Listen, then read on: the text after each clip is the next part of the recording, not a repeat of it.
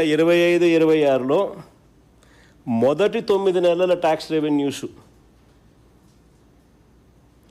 2023-24 అంటే మా సంవత్సరం చివరి సంవత్సరం ఆ 9 నెలల కాలంతో పోలిస్తే ఈ 2 ఏళ్లకు సంబంధించిన CAGR compounded annual growth rate చూస్తే కేవలం 1.97% గ్రోత్ రేట్ మాత్రమే కనిపిస్తుంది.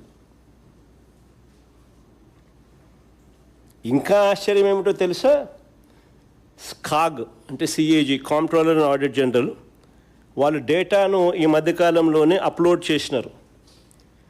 చేసి 23 రాష్ట్రాలున్న దేశంలో చంద్రబాబు నాయుడు గారి పరిపాలనలో ఉన్న మన రాష్ట్రం పరిస్థితి ఏమిటి అని అంటే మనము 22వ స్థానంలో ఉన్నాం.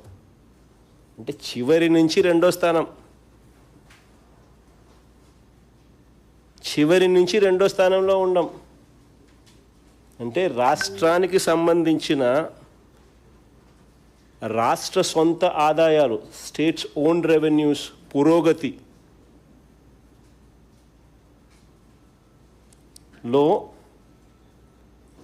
2 ఏళ్ల పీరియడ్ 23-24 అంటే వైఎస్ఆర్సీపీ చివరి సంవత్సరం నుంచి ఈ 2 ఏళ్ల పీరియడ్కు ఈ 9 నెలల కాలంలో అప్పటికి ఈ 9 నెలల కాలం ఇప్పటికీ ఈ 2 సంవత్సరాలకు సంబంధించిన కంపౌండెడ్ యాన్యువల్ గ్రోత్ రేట్ చూసుకుంటే కేవలం 1.97% మాత్రమే పెరుగుదలతో దేశంలోనే అట్టడుగు స్థానంలో 23 రాష్ట్రాలు ఉంటే 22వ స్థానంలో మనం ఉన్నాం.